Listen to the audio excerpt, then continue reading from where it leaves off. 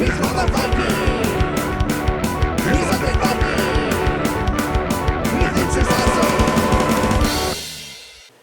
everybody, it's me, Undead Viking. I'm here to talk to you about this game. It's called Saga of the Northmen. And Saga of the Northmen is a Viking-themed game, so I was pretty sure I was going to like it. But it is more or less an area control Euro-type game. You're going to be playing cards that is going to direct influence onto the game board of Dark Ages Europe. And then you're going to then use that influence to take control of certain areas and then use the power of those areas to then go and plunder and gather points and complete trade routes and you know, basically score more points than everybody else. This isn't a dice chucking game by any means. This is a very, very thinky, very outsmart your opponents type of game. There's some card play and there's some cool action going on as far as, you know, the different player order and things like that, but I'll explain all of that in the gameplay portion, which I'll do right now, and then we'll come back here and I'll talk more about Saga of the Northmen and why I dig it. Alright, awesome. This is the game board for Saga of the Northmen, and this is Dark Ages Europe. Now, I'm going to quickly kind of go over what you're seeing here before I show you exactly how you play the game. There are two different types of territories on this map. There are the ones that have the colors, and you'll notice they're represented by these banners over here. Those are the different areas that you'll be attempting to place influence and take over and control. And when you do, then you are in control of the armies of those areas and the boats of those areas, and you're going to then move them out to try to claim plunder and establish trade routes. Each turn is basically set up into two different phases. One is the influence phase and one is the rally phase. So what will happen during a turn is that you are going to get these influence cards over here. Each person gets 6 to start with, and then you're going to play that card in front of you. When you play that card in front of you, it's going to direct you to put a certain number of these cubes in your color onto one of these locations, and each person takes that turn until all of these plunder tokens, these black plunder tokens over here, there's 15 in each round, and the rest of them are put over here off to the side until the next round. And then as soon as all of those are placed, then you will start the rally phase. So just so you can kind of see how this works, I'm going to go ahead and take 6 of these off the top right away. And I'm just playing yellow here. Now, I should mention that it's kind of tough to tell, but there are two different sizes of cubes here. And I can only assume that when the actual game is published, it's going to be more distinct here. And this is a prototype, as always, so just keep that in mind. But you can notice this one is slightly larger. Basically, what these are is these are heroes. And heroes pretty much act almost exactly the same as your normal cubes, but the difference is that the heroes actually can break ties when you're establishing influence over there. So they're very important to get out there. Each person will also get this little board that's your infamy board. And you're going to start off with a few cubes on here to begin the game, depending on whether you're the first, second, third, or fourth player. And then as the game progresses, you're going to put more cubes on there. And when you put cubes on the infamy board, you're able to use your infamy for certain things, like saving cards. You can see here, saving cards, drawing 2 objective cards, keeping 1, placing a chieftain cube, and playing a time token. I'll explain all of that in just a brief moment. So anyway, so we get our 6 cards to start with, and everybody else is going to have the same 6 cards, and you're going to look at these, and these are going to have locations on them, so like Russ, or Danes, or Saxons, and so forth, just represented by these banners over here. And they're also going to have either a ship on them, or they're going to have an army on them. And that matters a great deal when it comes time doing the rally, when you're moving the armies around. Ships can pretty much reach out anywhere. Anywhere that's not landlocked. There are 2 landlocked locations, the Holy Roman Empire and the Duchy of Poland, but everything else they can reach, you know, as far as the neutral territories go. So ships are important.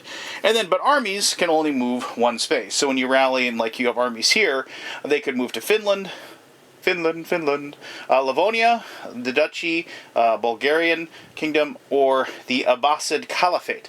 Now, you can't like attack another like location, like a named location. You can only attack the neutral territories.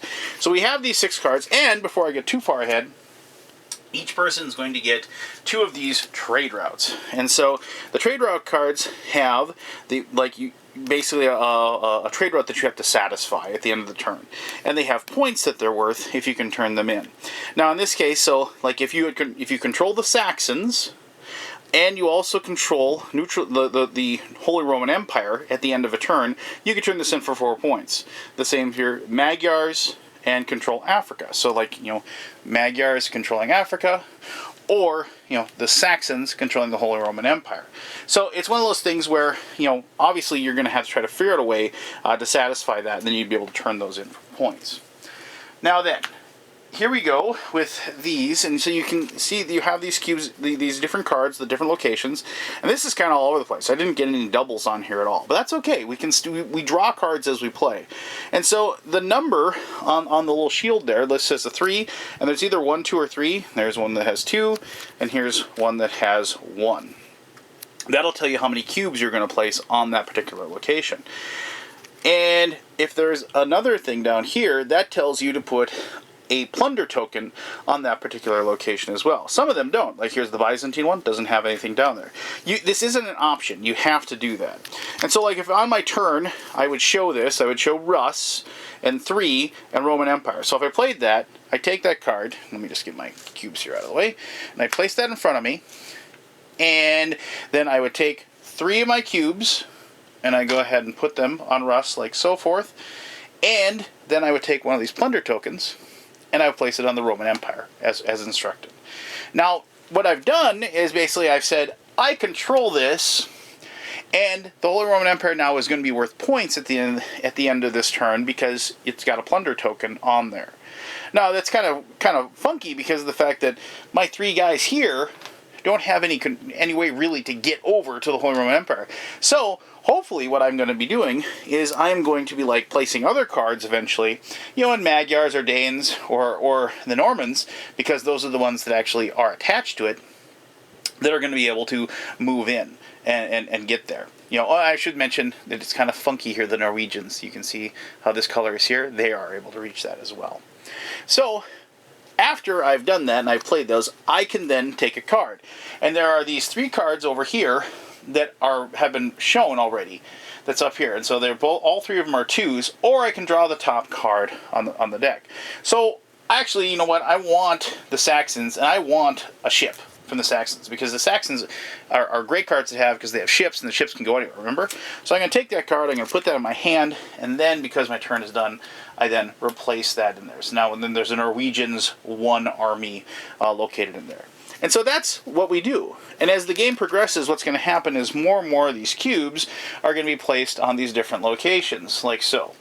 And as each person, places, I'm not going to go through like an entire turn and show you how this happens.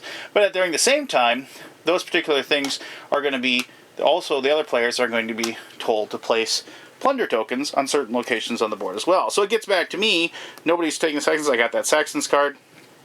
I'm going to place that on top of my other card. Once that is done, nobody can see what's underneath that card. Only I can pick that up and look. So if there is some memory thing, nobody can say, hey, what other card did you place? And then look and see what it is. That's important because even though they do see that there's like out there these particular tokens, they don't know if it's a ship or if it's an army, and that's an important distinction. And so then this particular one tells me to put one in Bulgaria, and so we're just going to go ahead and put a. Oops, I shouldn't be taking that one. That was very foolish of me. I should only be taking them off of this. There we go. Because remember, this is the timer. This tells us when this particular turn is done, once all those tokens are placed out there.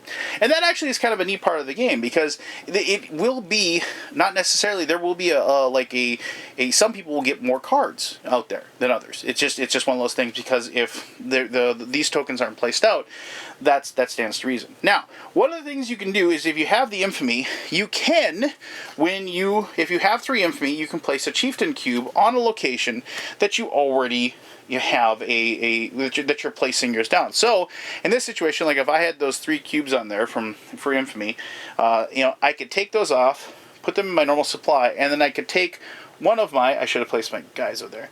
I can place another, doesn't replace it, another cube, because I really want to make sure I control the Saxons area. I could place a Chieftain cube on there. And you are limited to 3 leaders total during your turn. So you can't just keep placing those out there willy-nilly. You are limited like as such. So that continues until all of these tokens are placed, and then it immediately ends, and everybody is going to take. And what's important to note, and I'm going to take a card here. I'm just going to take this Norwegian's card here, because I'm Norwegian. It's important to note that after that is done, you're not going to look at these cards again. You should probably just take them.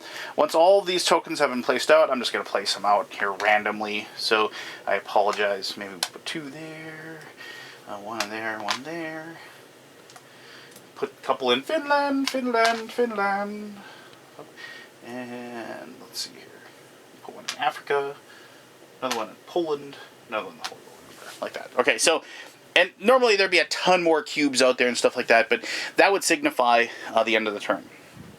So now what happens, and I should actually, or one moment please, I'm just going to go ahead and place a few more things out here. Let's just so I can kind of show you when you're dealing with the majority, if you will.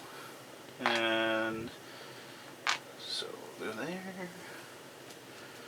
there, and let's give them a leader. And this is not going to be indicative of what it'll look like after the turn, but I just wanted to make sure that, you know, we had a good representation of what it might look like. All right, so after all is said and done, what happens is that each person, each location, majority will be determined in each one. That's usually pretty simple. Like this one would be take those off. But it's important to note that when you pull these off, these get placed in the Infamy card. Like, so, you know, if they don't win, they go back to the Infamy spot on their card. So they have that Infamy to spend as well. And so you like that. And then the one thing, remember I mentioned the Tiebreaker Situation. If you have in this situation where there's 5 blue cubes and there's 5 yellow cubes, what you have then is the yellow cubes are going to lose because blue has a chieftain on there. Now, if we had a situation like this, where it was 5 yellow cubes and 5 blue cubes, and 1 each of the chieftain, that's still a tie, and then you go by player order. And whoever is the first player would win, and then to the left of the first player going around the board. And this is like the first player marker, and as the game is played, after every turn, the first player marker does move. But in this situation, I did not have one of those out there, and so then blue would get control of that. And then the cubes that are the hero cubes don't go on the Infamy board. The other cubes do go on the Infamy board, as I said before. So then now you're going to do your rally section. And what happens with the rally, really simply, is you pick these cards back up. You pick the cards up, I should say, I apologize. You pick the cards up that you played, as such, and then now you're going to go ahead and you play those cards one by one as per this order over here. The Normans go first, then Russ, then Magyars, and so forth, down to the Norwegians. And each one of those, whoever has control of that location will then move their troops, and and they will show that by turning over the cards that they play. So when it got to Russ, you turn this over and you play it, and so then I got 3, and so like you move 3 into Finland, like so, because there's like those 3 particular plundered cards in there.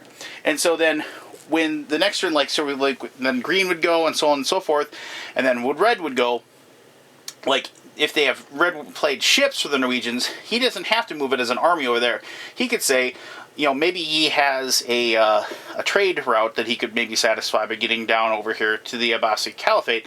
And so he says, all 3 of these, like if there were ships, he would go ahead and put them over there. And then you just move them around. Now, this is when actually timing is very important.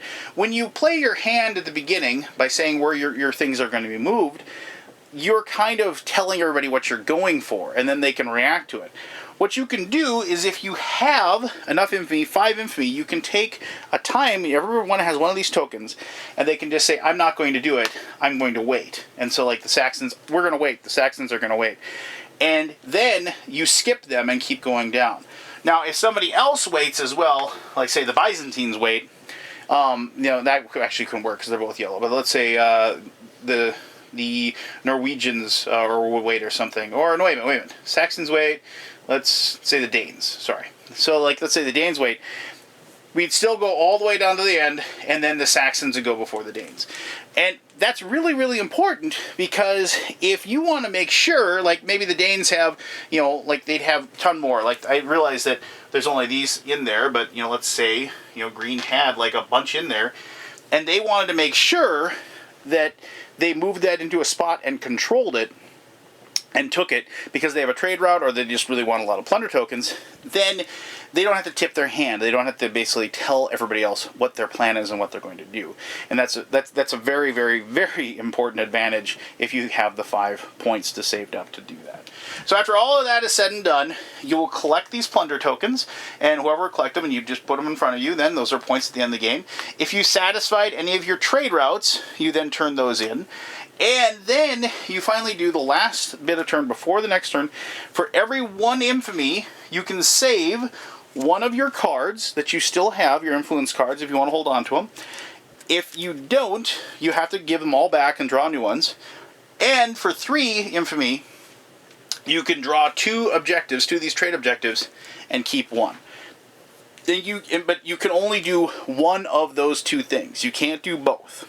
And after you've made that decision, and that decision is once again done in player order around the board, then you'd wipe everything off, wipe all the control cubes off the board, and you'd start up with the next round. Count off 15 of these plunder tokens and do another one. And then you do it a third time, and then whoever ends up with the most points at the end wins the game. It is important to note that if you end up with the most infamy on your board at the end of the game, you unspent infamy points, you get a bonus of 1 point plus 1 for each trade route you finished, and then you can add that as a bonus points onto yours. If more than one person ties for that total, everybody who ties gets those bonus points. So whoever gets the most points at the end of the game is the most powerful and most infamous and most rich or wealthy Norwegian, or I should say just Norwegian, but Viking king or jarl, if you will. So there you go. That you should have a really good idea of how to play this. It's a lot of fun. I really like area control games, and this is no different. I like the timing mechanisms. I like how the game kind of flows and how you have to try to outthink your opponents, but I'll talk more about all of that in my conclusion. Alright, thank you very much for sitting through the gameplay portion of the video. I hope you have a really good idea of how to play Saga of the Northmen. I couldn't really show you the full, every card being played and adding up all the different stacks of control or whatever, but I hope you have a good idea of it anyway.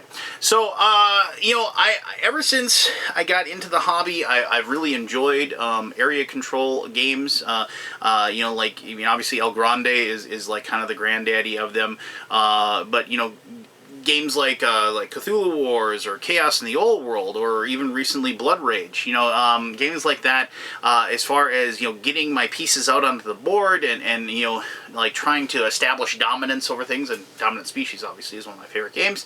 You know, it's definitely this is one of those games that appeal to me, not only because of the theme, but just because of the way it is played as well.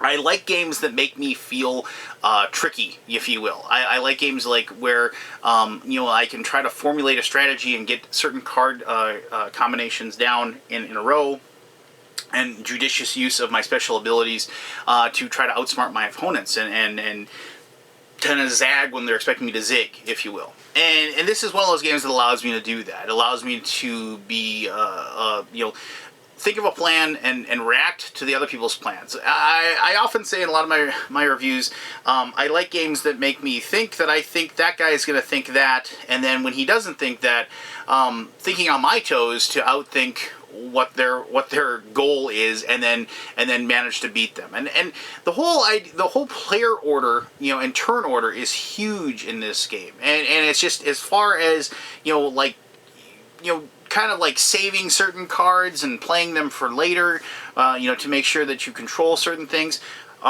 making sure that you are able to combine certain types of cards, like, to get your trade routes out there, and also making those trade routes, not only having the trade route, for the extra points, but also like getting some plunder onto that spot, so you can, cash in double on that particular location. It's stuff like that I really like those combos, and I do like the fact also that this isn't like a continuation type game. I mean, you do wipe the board clean and you start over, and so even if one person has like a fantastic turn and like, oh look, that he got like 10 plunder tokens and completed a trade route, it doesn't necessarily mean that you're out of the game. It's because of the fact that it doesn't linger, it doesn't stay on there, and then like the whole new turn is like just that, a whole new turn.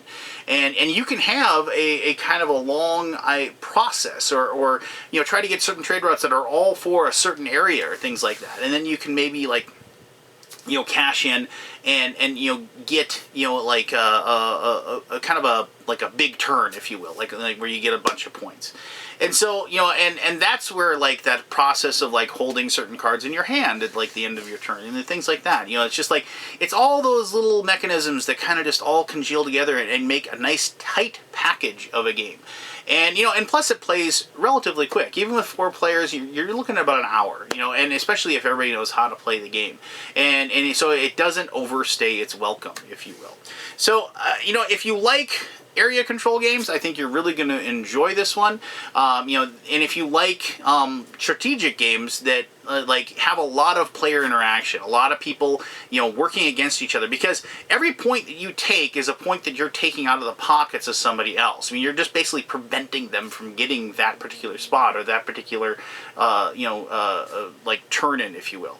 So it's one of those things where it definitely is a game where I've had friends describe games like this as you're kind of climbing over the corpses of your enemies and kicking them down, because you're just establishing, and this is basically a dominance game, and so you're getting up and over and on top of them as you play the game. So highly enjoyable if you like that type of game, and I know there's a bunch of people out there that enjoy those types of games. I definitely suggest checking this out.